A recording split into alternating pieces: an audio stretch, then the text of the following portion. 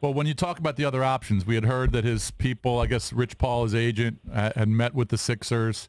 Yep. We heard rumors about Houston. We heard, obviously the option to go back to Cleveland was always there. We heard that he reached out to KD. I mean, did any of these other options really stand a chance versus the Lakers? They didn't really. I think Houston might have, had there been an easier way to make it happen, but the logistics were always so far-fetched that it just Daryl Morey would have had to trade Ryan Anderson for basic.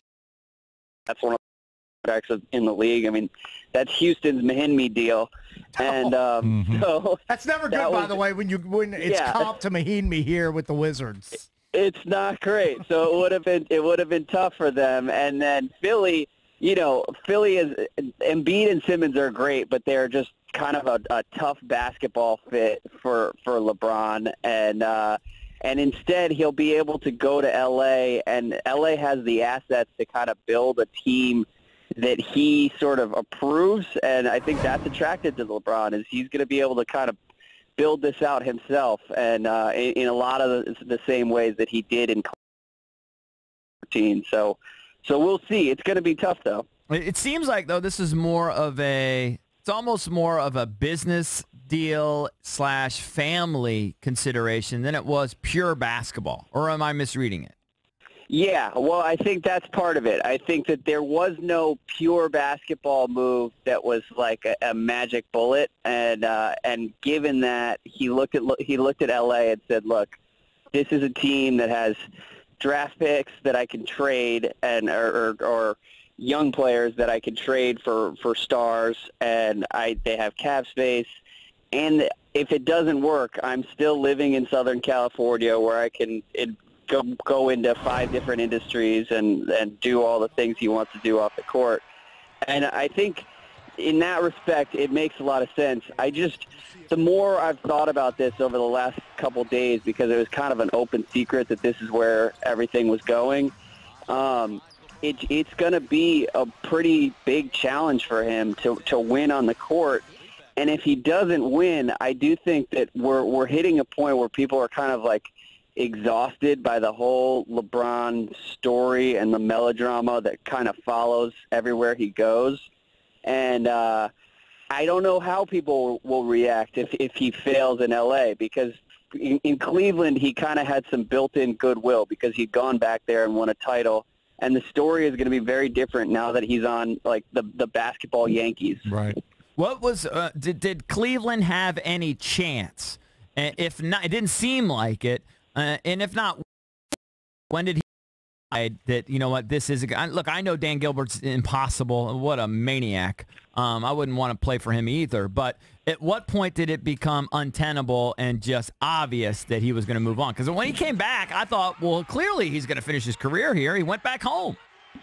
Yeah, and I think a lot of people did, and I bet even LeBron imagined himself finishing his career there. I think one of the things that worked against that Cavs option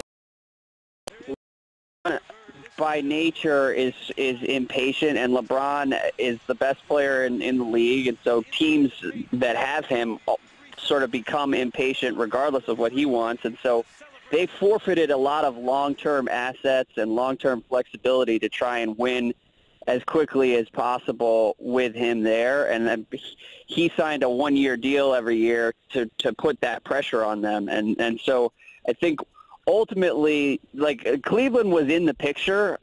Depending on who you talk to, they had a real chance, or it was a long shot. But, like, I mean, they were never off the board entirely. But thinking it through,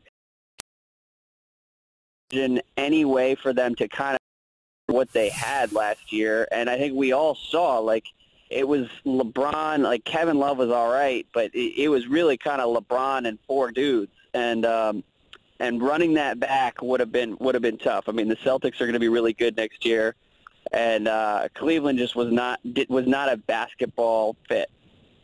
Joined by Andrew Sharp, NBA writer for SI.com. Give him a follow on Twitter at Andrew Sharp.